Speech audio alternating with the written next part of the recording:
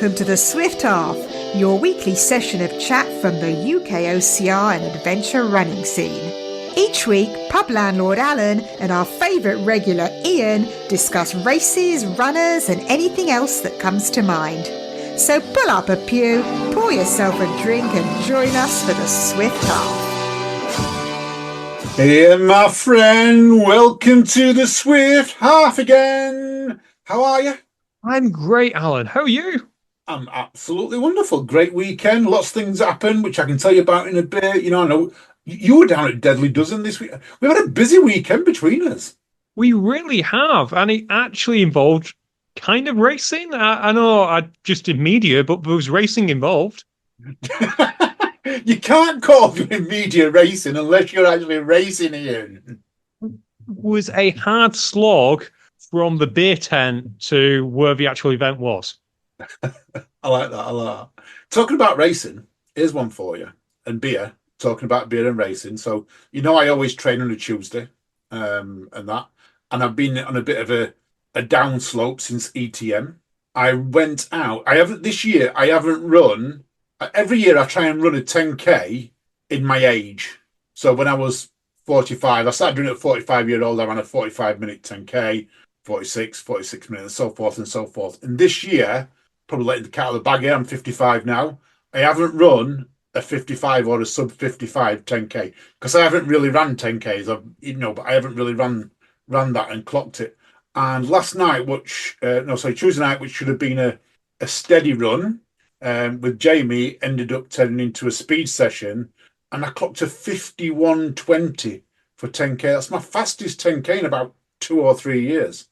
That's a shame. I mean, you're going to have to go out again because it's not 55. I like that. I should have done a 55. No, you're completely good. But no, the thing is as well, I actually walked for nearly half a mile of that as well. So I could have gone even faster. And I never realised at what level my fitness was even after ETM. So I guess I'm getting back to where I used to be years ago when I was racing. Does that mean I now need to start being more competitive? Absolutely, Alan. You need to set yourself a goal for Worlds of doing a stupid amount of mileage. Oh, right. Yeah, we've already done that. We've already done that, Ian. Yeah. I'm probably regretting actually saying that live on air. And that. It's okay. It's okay, Alan. I think there's about 50 shows before WTM, so that's 50 opportunities for me to remind you. Or if you stop reminding me, by the time WTM comes out, everyone will have forgot what I've said, and I'll just be able to get away with running 2 laps of it. You know how loyal our fan base is. You're not getting away with it. No, I reckon I'm going to get reminded at every step of the way. But anyway, training's good. So that was me. But yeah, let's what we're drinking. Let's have a look what we're drinking tonight.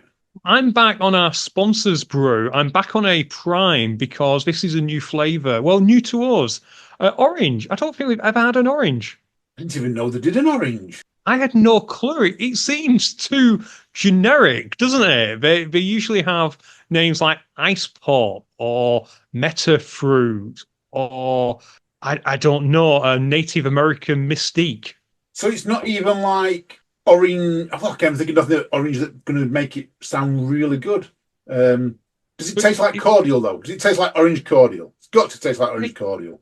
It tastes like orange. I've got a little bit of a stuffed nose, so it could actually taste like anything at this moment in time. But you are right. Maybe it should have been like Orange Kingdom or something like that, or Orangutan or something.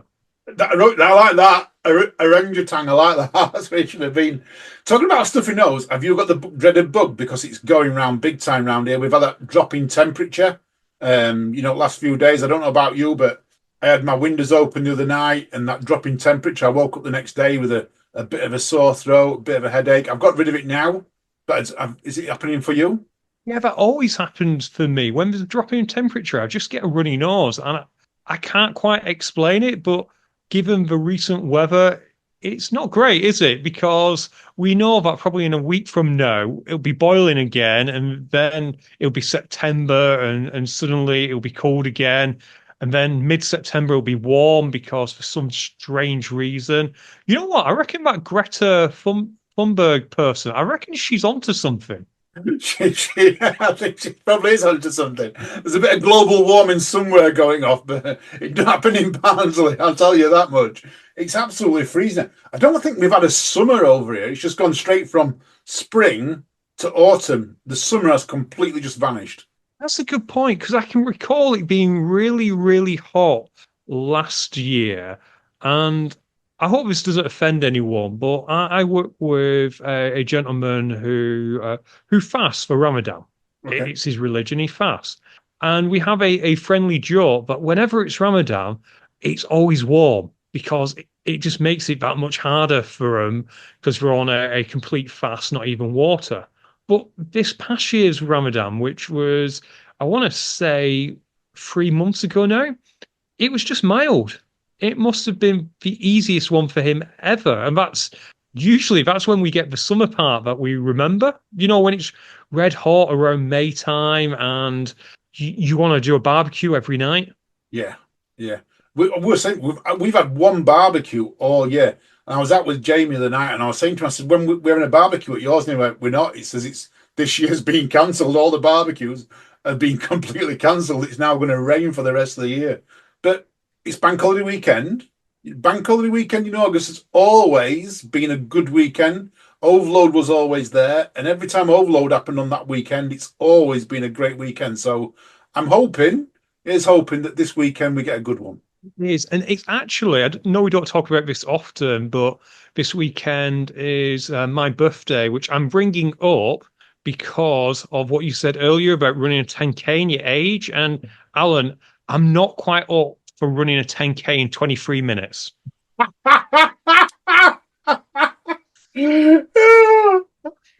not there no yet. one's going to believe that at all. Now, if you'd have said 29, you might have got away with it, but definitely not 23. Oh, I can try my best. I just look older and sound older than I am. You know, we started this podcast when I was in school, didn't we? Just about, mate, just about. You know, talking about that, though, on Strava, I have been told, and I haven't tested this out, so I might actually give it a test, that if you run with your Strava and you constantly if you turn it on and then do 10 strides, turn it off 10 strides, turn it on 10 strides, the satellite, as it picks you up, will pick you up every so far. So you'll actually end up you'll run further in a less time. So let's just say you run 10K, but you're only turning your Strava on for half of that time because you're in turn it on, turn it off, turn it on, turn it off. Yeah, so you literally Strava should actually say 5K. It won't, it'll record the 10K on the time for a 5K. That sounds great, other than the fact that I reckon by the third time I count 10 strides, I've had enough. Yeah, a Fordium's not worth that much. It really, really isn't. Alan, what are you drinking? I'm on the alcoholic-free cider again, strawberry and lime. I've got a bit of a taste for this, so I think it's quite nice, really refreshing, and it's good. It's the good thing as well. I looked at the calories the other day. I haven't got my my glasses on now, so I can't really see it. But the calorie level is quite low as well. For an alcohol-free beer, because sometimes the alcohol-free, the calorie levels quite high. This was quite low, so yeah, I'm enjoying it. It's I'm not drinking often. I was drinking at the weekend. I was at a wedding at the weekend. One of my exciting parts of the weekend was being at a wedding. Was at my sister's wedding, and I was drinking Koppenberg all week. Koppenberg alcohol-free all weekend. Congratulations to your sister and their new partner. Yes, Jodie. It was a lesbian wedding. So my sister's gay, and she doesn't hide it, so people do know that. But it was a lesbian wedding. Completely different experience to a normal wedding. In some good ways, some really, really good ways. I am curious, how did we determine who goes down the aisle first? Well, that was the funny thing for me. So it was Mrs. and Mrs. So they signed up for Mrs. and Mrs., as it is. I expected, because my sister is, I want to say, the more feminine of the two, would be a fair sense. So I expected my sister to go down the aisle second. I don't know why I thought that, but they didn't. It was the other way around. My sister went down first. She was really nervous as well, bless her. You could see it in her face. She was taking them deep breaths and then Jodie, her partner, walked afterwards. And Jodie wore a suit, which was quite funny. The first funny thing happened on this because she'd had this suit specially made for her. And when she bent down to get out of the car or in the car, she'd ripped the seam of the suit. So she couldn't sit down in the church, which got everyone laughing. But yeah, they both wore both wore beautiful dresses. Jodie's was like I say, a suit, but it had a jacket with a long trainer as well, which was really, really different. That does sound really cool. So it was not quite a groom suit. It was still a dress of sorts, but it was a suit type come dress. Yeah, so I would say it was like a dress with trousers rather than, like I can't say a dress with trousers, can you? But it was like a dress at the top to the waist, and then it was trousers. But it was all in what it was like an all in one, or it looked all in one. And then she had a really long coat on with a bit of a train at the back. A bit like, what? This is going to sound really funny, and if she listens to this, she's going to shout at me. But you remember, like vampires, the coats that they used to wear that were really long, that had a little train on. Imagine that coat, but it was white. Was this a midnight wedding? No, it wasn't a midnight wedding. No, they're not vampires. Yeah. Just checking. But what was it like afterwards? I'm sorry, listener by wave, you've tuned in for OCR content. We will get there eventually, I promise. But what was it like at the reception? So, like, did you have, I don't know, maids of honor speeches, best man speeches? How did you do that? No, there wasn't any. There really wasn't any speeches at all. I've got to tell you, and I was actually wanting one or two, but there wasn't any speeches. There were none at all. I don't think they wanted the speeches. It was very much a little bit more of a fun wedding, I would say, as opposed to a very formal wedding.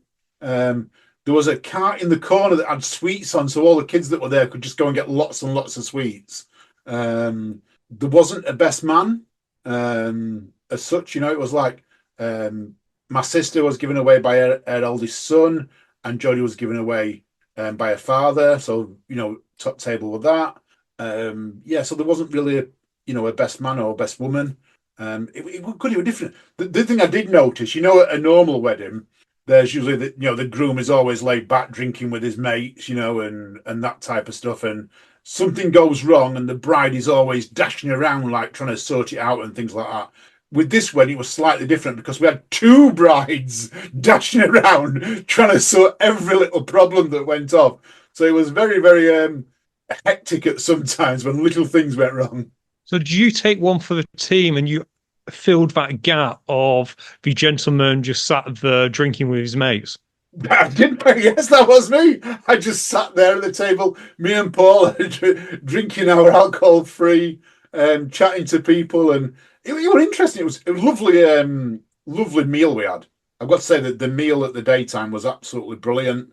It was at a place called Reed's near Dennerby in Doncaster hotel, and we had beef that was it was more like a steak. So it was like, imagine like a Sunday lunch, with potatoes and that. It was like that, but the beef was more like a steak, but it just melted in your mouth. It was one of the best slices of beef I've ever had. I love beef like that, which you don't have to chew. It's really delicious, but you need a special kind of chef and a special cook, don't you, to achieve that? Final question, because we probably should move on to some OCR or fitness racing news, but what was the first dance? Oh gosh. I can't remember. How bad's that of me? I can't remember it. But one thing I do remind that there's a song, something about signing your life away, and they left the church to that song. Something about sign. I can't remember what they call it. Somebody's going to know that. I'm going to message me and tell me what it is. I can't remember what the song was for the first dance. It wasn't anything that I've heard before, and maybe that's why it's not stuck in my head.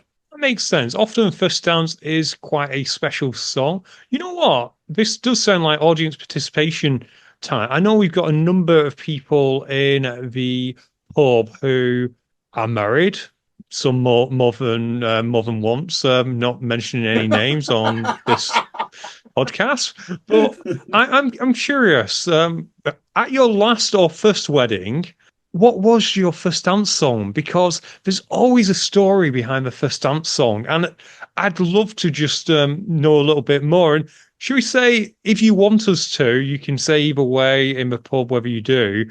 We'll share them next week on the show. I like that, Ian. I like that. Are you looking for inspiration for your first dance? So when you decide to pop the question? Well, I popped the question a long time ago, as regular listeners know, but I'm still waiting for the wedding to be cheap enough for us to be able to afford it. So by the time that's been achieved, I don't think I'll be up for much dancing. Probably be in the care home. Yeah, I'll be in the care. Let's talk a bit of OCR because we've come completely off track talking about that and everything else. This weekend we have got the OCR World Championships happening in Costa Rica. We have, and thanks to the pesky Who's Hot team, we don't need to do a lot on this. Exactly. And this has been a joint venture. I'm going to say it's a joint venture between World Obstacle and UIPM, which then leads us to the news that came out this week was that Pentathlon GB has signed a strategic alliance with British Obstacle Sports. Interesting statement that came out here. And have you had a chance to read it? To some degree, I have. Obviously, I've got a few questions. I think the main one that everyone's going to ask is, what's the idiot's version? What's happening? Do we still have British Obstacle? Do we still have GB Pentathlon? Do we have a new body being formed? What's the idiot version? Well, the idiot version simply is yes, we still have British Obstacle Sports. Yes, we still have Pentathlon GB. British Obstacle Sports are going to be advising Pentathlon GB basically on obstacle sports, on obstacle racing. Yeah, so we know obstacle racing is going to be part of the Olympics in 2028 in Los Angeles. So British Obstacle Sports are going to be advising Pentathlon GB on all aspects of obstacle sports. They have turned around and said it's initially for 2 years. So in that 2 years, British Obstacle Sports will support British Pentathlon on the OCR sprint format.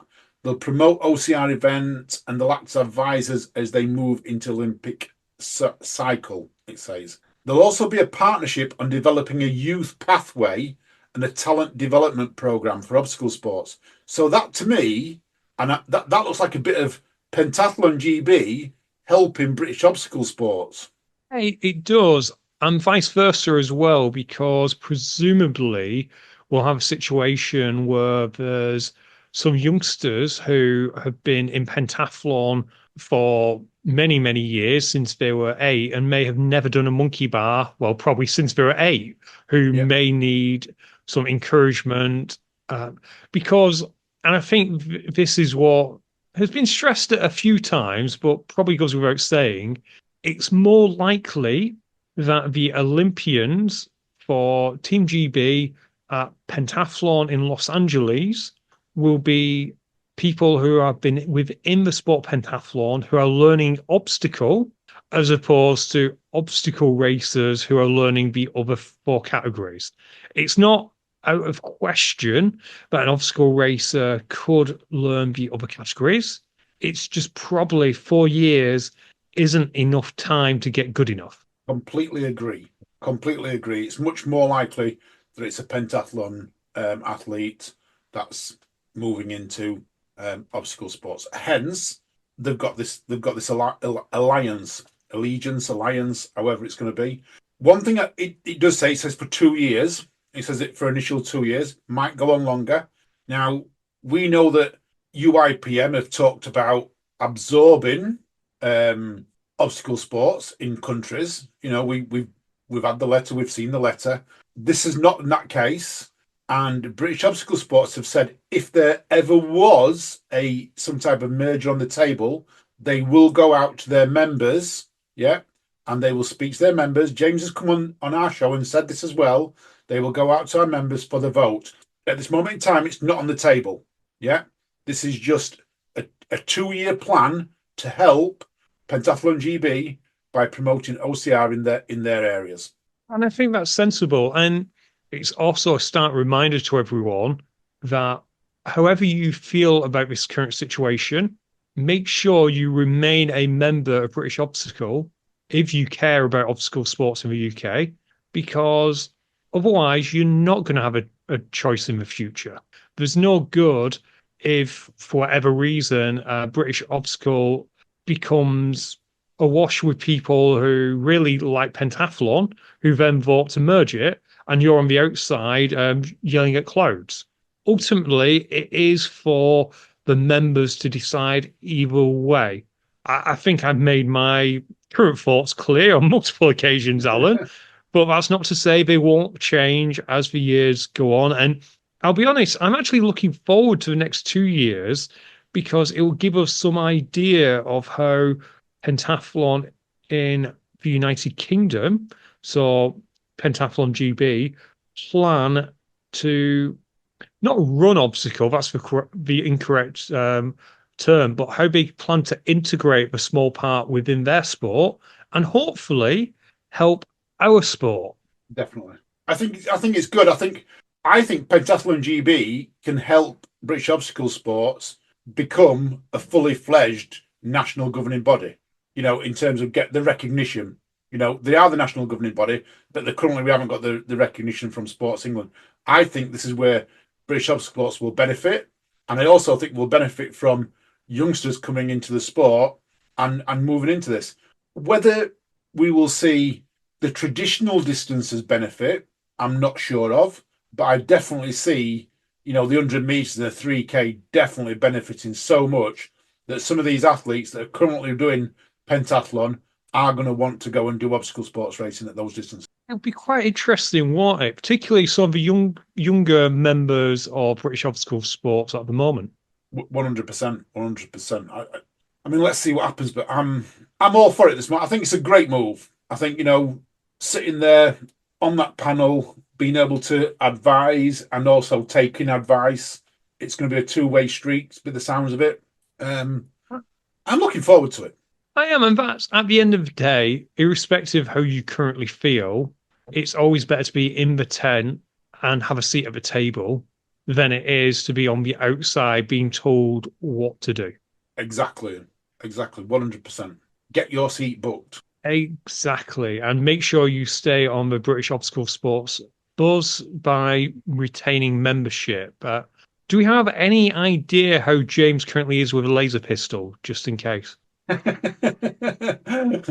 don't see it. But after seeing the Olympics and the Turkish guy rock up, I'm not going to put my money against James just rocking up in his British Obstacle Sports t-shirt with a laser pistol and just shooting things.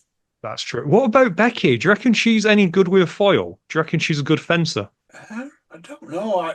I think Becky's been practicing with a laser pistol. It wouldn't surprise me if Becky has secretly got a laser pistol at home and been practicing with a laser pistol, though. That makes sense. Unfortunately, the Barnsley contingent of British Obstacle heard about fencing and went down to B&Q. We say that's the only fencing we do up here, I'm telling you. And when they talk about pistols, it's in Sheffield that they actually have proper pistols. Now, if anyone lives in Sheffield, I am not joking. They know what I'm talking about recently. Yeah, haven't they even banned starter pistols at school sports day? We just have to say bang. Yeah, that's about right. That is, I think that's actually a fact now. I don't think they can have starter pistols at school sports days, can they? I don't think they can. Although to me, it's probably the wrong person the wrong thing to ban at sports day. To be fair, Alan, I'd ban parents. I would completely agree with that. I remember going to some sports days, especially when my kids were young, and I would go to their sports days and you would get so many helicopter parents just there screaming at the kids, run faster. And they were actually in last place and they're going, run faster. Don't drop your egg, things like that. And I was like, oh gosh, just let them have fun.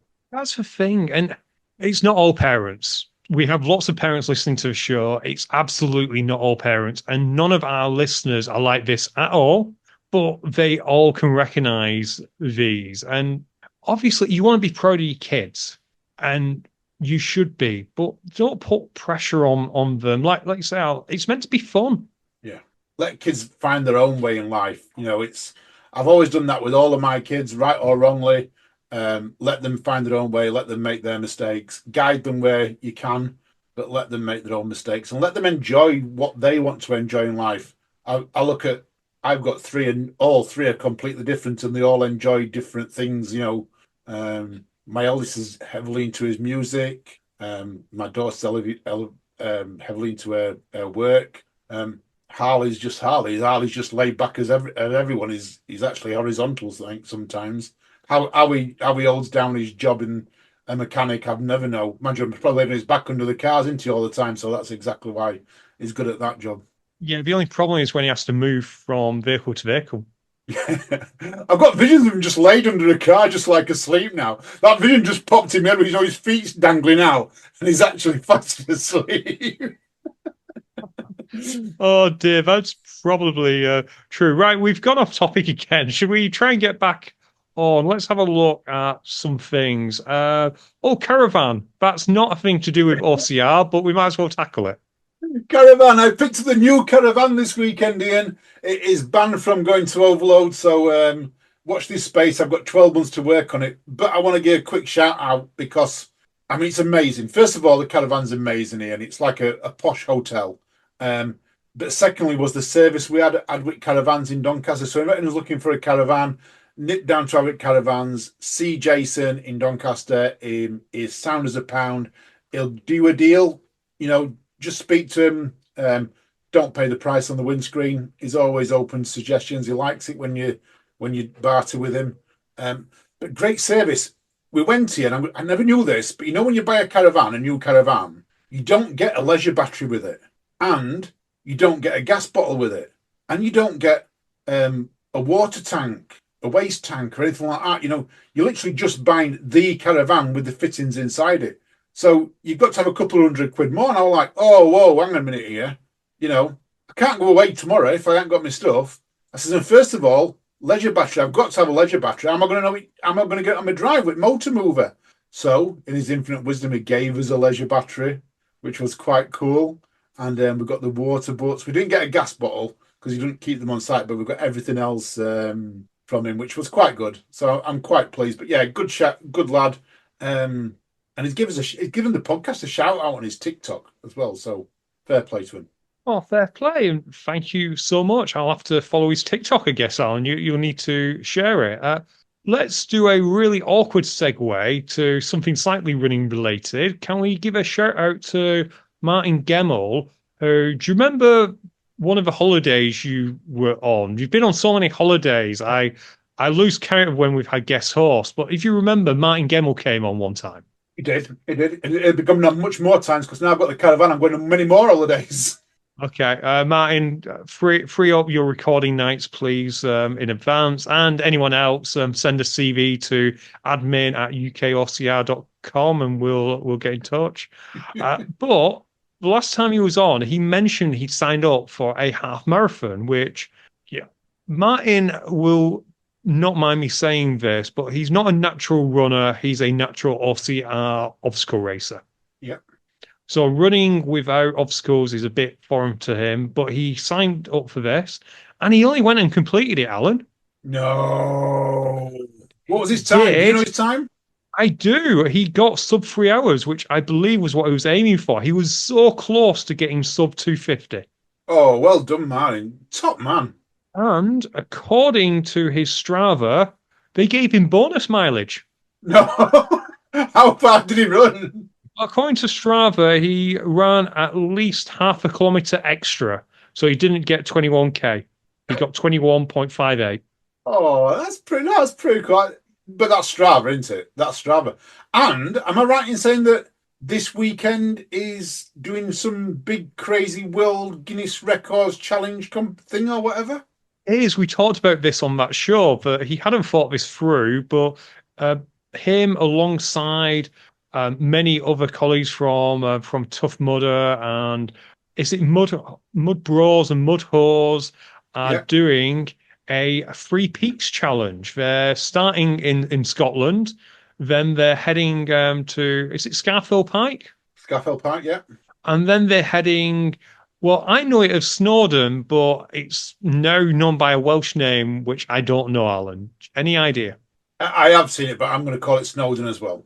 I'm presuming it's what would be mountain formerly known as Snowdon, unless I don't know if they might have built a new mountain in Wales. We don't know, but that's where we're going to finish. They're going to be getting B and her wheelchair up there, down there, and repeat 3 times.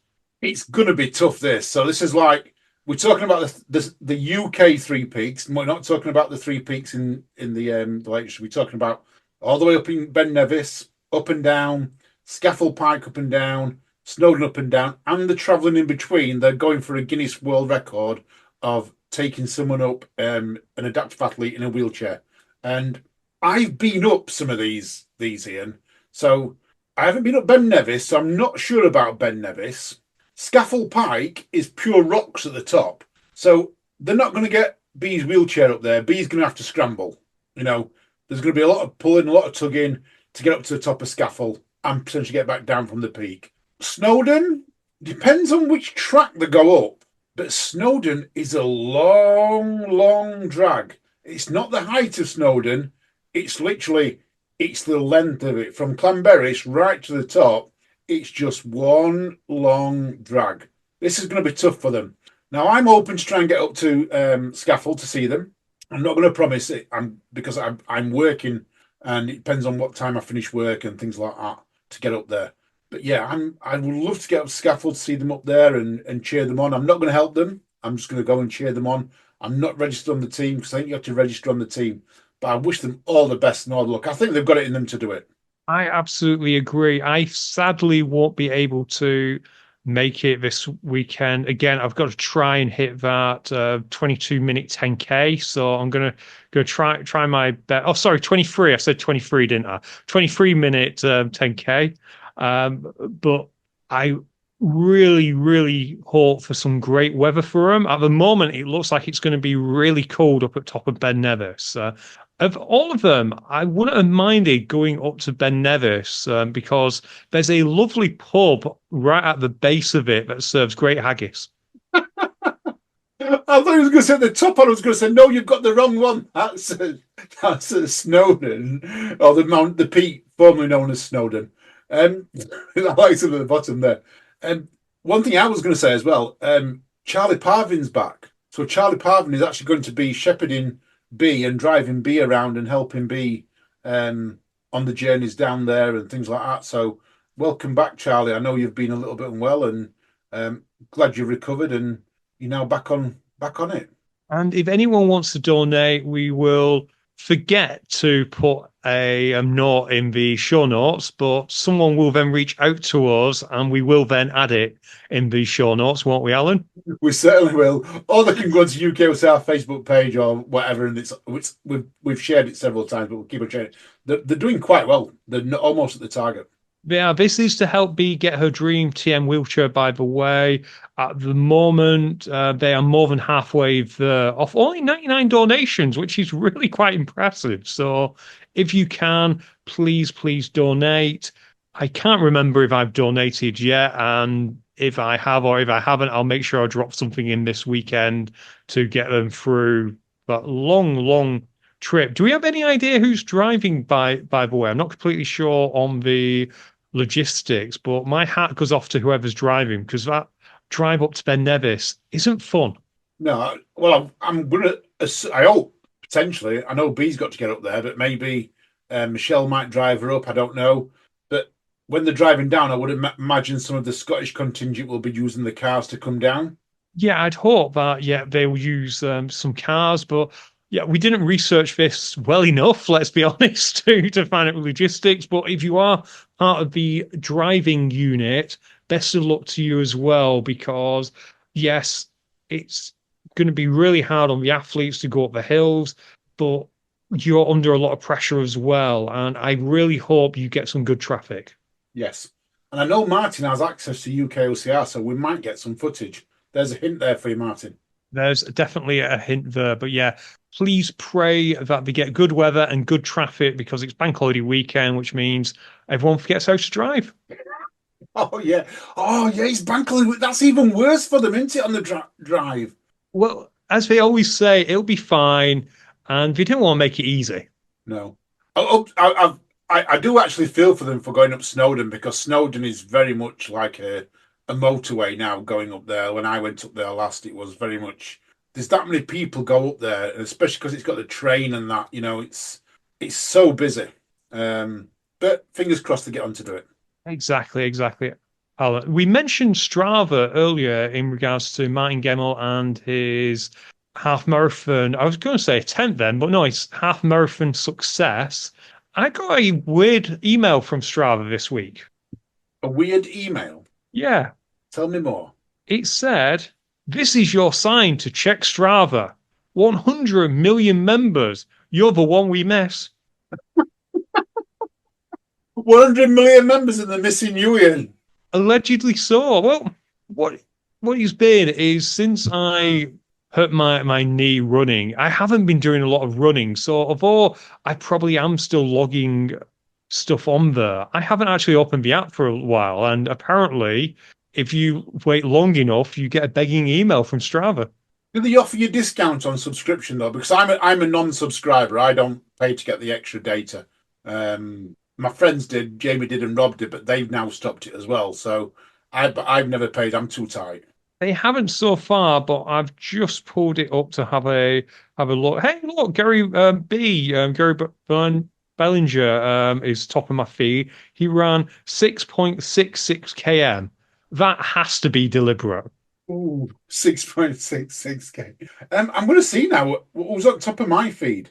This could be interesting. I've got quite a lot of friends on mine. So Samantha Sancaster did a morning hike. Julie Branch, day at Alton Towers with Alan and the kids. I wasn't there. Who else we got on there? Steve Robinson on his bike. Mike Audus on his bike. People you don't know. I've got so many people follow me, Ian, and I just click follow back. So I've got more on my feed than I would like to mention. I've got quite a few, but I'm going to give a shout out to Ian Rawlinson. He may or may not listen to this, but he did a morning run at 6:30. He did 17.4 kilometers for a morning run on a work day, and it took him less than 90 minutes. Oh, wow. That's good running. That is. Doesn't it make you sick? That must have been an eight something pace, eight something miles pace. I've got it in kilometers, so it was 5 or 9 kilometers a minute. Okay, that's pretty good. Or the other way, 5 minutes for a kilometer, not that many kilometers a minute. He'd need a rocket to achieve that much. Just sub 9 minutes, then. That's a good pace. That's a good pace. Isn't it funny how your brain can just naturally work that out? That's kind of cool. It's because, and the reason is that my Garmin watch, and maybe someone can help me with this. So I like to run in miles. So everything for me is miles. I do track it in miles. But my Garmin watch, when I'm actually running, actually measures it in kilometers and tells me when I reach kilometer marks. So rather than tell me flashing when it reaches a mile, it tells me when it reaches kilometers. And that's the only time I really look at my watch when I'm running. So I have to instantly work it out. So I know if I'm running a 5 minute kilometer, I'm running an 8 minute mile, and so forth. And my brain just flicks it straight over. It's really interesting. And the other thing is, when did you move back to Garmin? Oh, yeah, that's new, isn't it? I've had Garmin about 6 or 7 months now. About 6-7 months I've moved back to Garmin. So why don't we have an episode about that? I don't know. I went to Chorus for a while. I loved Chorus, but I just didn't feel that it was the right watch for OCR. And although I loved Sunto was one of my favourite watches. I had more problems with logging my Sunto. It kept losing connection, and I was having to reset it more and more often. And I just went, right, I'm going back to Garmin. So I went with a 6 Pro, I think it was. I think I have Phoenix 6 Pro. Got great battery life. I can run 24 hours. I think it's about 36 hours I can run with it. Permanently on high quality GPS. So yeah. Have maps? Has maps, which I use quite often. It has a great feature on the app as well, where wherever you are, let's say you want to go away for a weekend and you want to do a 10-mile run, You just on the app, you can just click 10-mile runs and it chooses a 10-mile run for you, and then downloads it and away you go. Now you mentioned that, we might have discussed it on the episode in the back catalogue, but I don't know why it just suddenly came to me when you were talking about your Garmin that we hadn't actually talked about you moving away from the other watches that you were raving about. Let's move to some more OCR. Mud Monsters 2025 tickets now on sale. On sale right now, people. Yes, 2025. It came back this year after a bit of a hiatus, and it went from strength to strength. The feedback was amazing. Wendy Brothers came on, told us all about it. Yeah, get your tickets. Tickets on sale. Absolutely. And Beast and the Roll Down of AG. I don't understand this. So this is what we were talking about last week with Daryl. And if you remember, you mentioned, could people do both events? As in, could they run the Elite Wave and then the AG Wave? And it's been agreed that if you run the AG Waves, you will still score points for the UK OCR series. So if you're in the Elite, it's ring fenced, and then the others are going to be timed, and we're going to have a roll down of results from the AG Wave. So not only can you, as Daryl explained, you can win trophies in the age groups. Whatever your time will be overall, and you'll still get your points for the UK OCR series, which I think is great news. And he's got some sponsors in that now as well. So the event's moving from strength to strength, which is great news. Love it. It's going to be an amazing event. Still time to sign up, people. Get yourself down there. So if you put off signing off because you think, oh, it's a small race and I don't want to compete with the big boys, but I want UK OCR points, you can now get some UK OCR points by signing up to age group, taking part against people who are probably a similar athletic prowess to yourself, and you still get some points. Yeah, and you potentially can podium in your age group, which is great news. Which is absolutely great news. Right. Speaking of podiums, that was something that the Deadly Dozen, I almost called it the Dirty Dozen for a second. That's going back in time to Doug Huggs and that. But the Deadly Dozen fitness race, they had podiums this week as part of the improvements they made. Oh, that's pretty cool.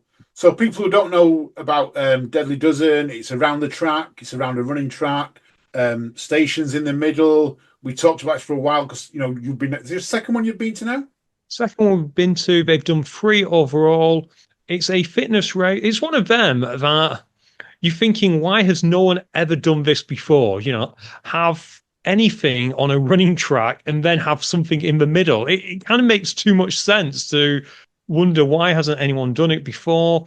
But yeah, you do 400 meters, then you come to a workout station comparable to High Rocks to some degree. I think the times are a little bit faster in this compared to High Rocks. So most people finish it around an hour to an hour and a half, give or take. The really fast people finish it about 45 minutes. It's quite upper body heavy in places, but there are some leg exercises too, but there is no erg work. Really fun race. He's building it the right way. Every single event has more entries, but they're not swarming people. It's like they had I want to say half an hour to an hour break between the singles and the doubles, so volunteers could go and get a pizza. Oh, that's pretty cool. I like that idea. Yeah, it was really cool. So he really looks after his volunteers. I will say there's probably more volunteers there than I've seen at any other race in comparison to the number of athletes. Do they get a free race out of it, or are they paid volunteers? I think they get a choice. I think they can get a free race, and if they don't, I believe they get a Amazon voucher, which is kind of cool because it's a gift, and being paid is nice and that, and nothing against people who get paid, but it can't half and mess you up with your tax man sometimes, can't it? It certainly can. It certainly can. Yeah. But no, had lots of fun. We won't be at the next one, which is in September, because it's the same day as the Deca Fit of Forders, and we rearranged with Deca months and months and months ago that whenever they did their roadshow, we'd be there doing media. But thankfully for all of us, he is, as in Deadly Dozen, is putting on another race in October, and there's still tickets, Alan. So me and the intern are doing doubles, but there are still tickets available. Nice one. And where's that at? That'll be in Macclesfield. So Deadly Dozen. I want to say it's mid-October. So whatever weekend is closest to the 14th in October, it's that weekend. Like it. Like it. Maybe. Oh, no, October. No, October's a bad month for me. I was thinking maybe I can go, but no, October's a bad month for me. Oh, Alan, after Deadly Dozen, and we're going to take a little detour again. Guess what I went and did? Let me have a think. Bought a new Garmin. I didn't, but I do need one. If anyone is out there, is please offering sponsorship. Yeah, we'll wear your Garmin right now. What did Absolutely. you do? I went to Northwich, which is only about 20 miles up the road, because it was their Pina Colada Festival. You were drinking pina coladas all weekend. Mocktails. I was drinking the mocktail version. Well, I lie. I bought one mocktail and then I moved on to lime and soda because I didn't agree with paying a fiver for fruit juice. Tell me more about the Pina Colada Festival. It's actually a relatively funny story. Do you know the song about Pina Colada? No, remind me. I know what to hear you sing. No, I'm not going to sing it, but the one that goes, if you like Pina Colada and getting caught in the rain. Oh, yes. Yeah, I do remember that song. I think it's called Escape, the Pina Colada song. Right. Well, the singer, who is a gentleman called Humphrey something or other, he's that well known, but the singer actually lived in Northwich, of all places. Okay? Okay, I'm with it. I'm with you. Until the age of 6, and then he moved to America and got famous. So Northwich is famous for having a singer that doesn't really live there. No, yeah, exactly. But this is what makes it funnier. You used to these kind of things, and this is what I love about the UK, amongst other things. We have quirky stuff. We are known for quirky stuff. We got the Gravy Wrestling Championships about 20 miles from me up the road. You've got the coal carrying championships, which happen every Monday because you're still on coal. No, I'm kidding. I'm kidding. But you have that. We've had beer barrel things. People run down a hill with cheese. So we're known for these quirky things, okay? Yeah. How long do you think this festival's been going? I'm old to sing. You're going to tell me since you were 6 years old and left, are you? I don't know, 10 years? Been going 3 years since 2021, when basically someone on social media said words to the effect of, I found out this guy was born in Northwich. Anyone fancy having a pina colada festival?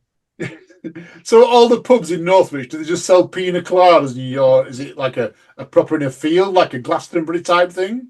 All the pubs in Northwich will have an outdoor bar serving pina coladas. Some go all out. There was a pina colada beer that was brewed. You've got 2 stages with musicians. Oh, You've got street games which are free, and a pina colada parade with a man dressed as a giant pineapple, followed by a steel band. I hope you have got pictures of this because I want to see pictures. I will find some from the Northwich Guardian, which ran live coverage. They ran live coverage of this thing. But I just love it because there's something quintessentially British about this kind of thing, that someone's jokey post on social media 3 years ago is now the day in Northwich where all the pubs make a profit. And it's covered by Northwich Guardian. And it's covered by Northwich Guardian. It's. I know it sounds like I'm taking a mick a little bit, and perhaps I am. But listener, if you get a chance, look up when it is. It'll probably be August again next year. And if you're close to Northwich, or you can get a train, but go and do it. It just, the atmosphere is unbelievable, and they go all in. And I will happily promote anything where people go all in. I'm in. I'm already in here. And I'm now looking at my phone, seeing if I can book tickets. Oh, no tickets necessary. You just need your train ticket. It's free, other than the pina coladas that you buy. That's even better. So it's a free festival. It's a free festival. It basically takes over the town centre. I'm loving it. I'm loving it already. It's really cool. The only bad thing about it was I was there with my dad. That wasn't the bad thing. But after that, we decided to go back to his and get a Chinese. And of course, the entirety of Northwich had the munchies for Chinese food. Took forever. Or when you've had a bit to drink, is Chinese food your go-to food? Yes and no. I actually had this conversation with Jen because her family, when it comes to takeaway, they will have Indian food. Okay. My family has always been Chinese food. Mm. And there seems no rhyme or reason for this. What about you? What would be your go-to takeaway or meal out? If someone says we're going, I love if it's a restaurant. Italian's my thing. I love Italian. If it's a takeaway and someone said you can have a choice of Indian or Chinese, if I'm sober, I'm going for Chinese. If I'm tipsy or drunk, I'm going for Indian. So I can go either way, me. But one thing I don't do, which I'm not keen on, and Jamie and Rob always do this whenever we go out for a few beers at Christmas and that. They always go to kebab place, and it's not me. I'm not a kebab fan. I can eat kebabs, although I'll avoid doner where I can, but it would be meat basically rather than be kebab. But yeah, if I can, it would be Chinese. I think we figured it out was when I'd go for meals out with my dad. We tend to go into Manchester, which of course has the massive Chinatown. Yeah. Whereas Jen would tend to stay around Bolton, which has a lot of Indian restaurants. Okay. All right. Yeah. So there is a bit of logic to it, but it is funny how you do have preference. Like you mentioned there, you like Italian, whereas for me, I don't have a lot of Italian nights out. I Yeah. don't go to Italian restaurants often. Yeah. I think me when I was growing up, we never had Indians in. I lived in a village. I lived in a village where there wasn't thing. There was a Chinese takeaway. I think we had a pizzeria in the village. That was it, and a fish and chip shop. There was nothing else. But when you went into Doncaster, which was my closest town, that's where you got the Italians, and there was several Italians there. Hence, that's why I probably started eating at Italians, and that's why I like Italian food when I go out. Oh, that makes a lot of sense. And again, I'm interested what the listener thinks about this as well. I know we've already asked them about first dance songs, but if you want to also tell us your preference when it comes to eating out, I might even do a poll in the pub if I remember to, or someone reminds me. So I am curious. Right, let's move back to some athletic endeavors, shall we? High Rocks news this week, Alan. Go on. They had it's not an incident, but it was a peculiarity. The Singapore race announced the number of slots available for each division for the World Championships. We don't know what World Champs are yet, but it would be like, I don't know, age group 30 to 39 in the doubles, you get one spot. Yeah. The peculiarity was some divisions, and usually popular divisions, had 0 spots. No. They So did, we're and talking it about wasn't. a big race, and if you went, you couldn't qualify. If you were in the open division Yeah. in certain age groups, you could not qualify. So the 40 to 49 open doubles men, I think 50 to 59 as well, and a few others in the solos as well. Usually, this has been as a result of having insufficient people racing it. So that makes sense. Yeah. But we did a bit of research when we looked at the Brisbane race, which was quite recently, and it had a similar situation. The Open had no 40 to 49-year-olds qualifying from the doubles, Ooh. yet they had 73 teams signing up. So is it because they haven't got? So there are 73 teams in the age group signing up, or 73 overall? 73 in the Open age group signed up for 40 to 49. And no one qualifies. No one qualified. They also had a pro age group of the same age, Yeah. which had 16 teams and one qualification spot. Okay, I get that one. I get that because it's a pro. I get that because it's a pro. But if you've got 70 odd people, 70 odd teams signing up, surely someone's got to qualify. Well, we reached out to Hyrox about this, and number of teams in a particular division isn't the only way that you get an allocation for worlds. They don't just randomly pick based on numbers. There's a number of criteria. Like I think closer to the actual World Championship venue, you get a little bit more. Like when the Worlds was in the UK, we got a lot of qualifying spots, if you remember, Alan. Yeah, Uh, yeah, so much that there was a danger at one point I might qualify, but thankfully it didn't roll down a further 200 places. But generally, the number of racers in a group determines how many spots there is. Well, Hyrox confirmed that when they look at that element, they combine the open and the pro for the total number, and that then contributes to how many spots there are. So in this Brisbane race, from Hyrox's point of view, there was 89 teams, which translated to one spot.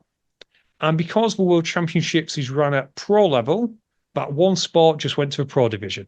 Ooh. That's a bit. It's not often I turn around and say I think IROX have got it wrong, but I am saying at this moment in time, and I think IROX have got it wrong. I think if you got 89 or 80 odd teams racing an event, out of them 80 odd people, some of them have then purposely gone there to try and get a spot to qualify for Worlds, and they're not getting one, and it's gone to pro.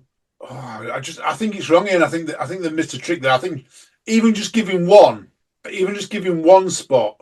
I think the whole format for Hyrox this moment in time is changed so much. It's flipped on its head. You know, when it first started, it were top 15, weren't it? The elite 15 and times and wherever they did it were times wherever. Now they're going to qualifying spots in different venues. It's just I can see people not even going to it. It would drive me off. It's a difficult one. To clarify, I think this is only for the age group pro, and it has always been a case of number of sports. Yeah. But traditionally, there was always at least one sport in every division, providing there was athletes in that division. Yeah. And it's become clear that that was just fortuitous based on the fact that there were less races.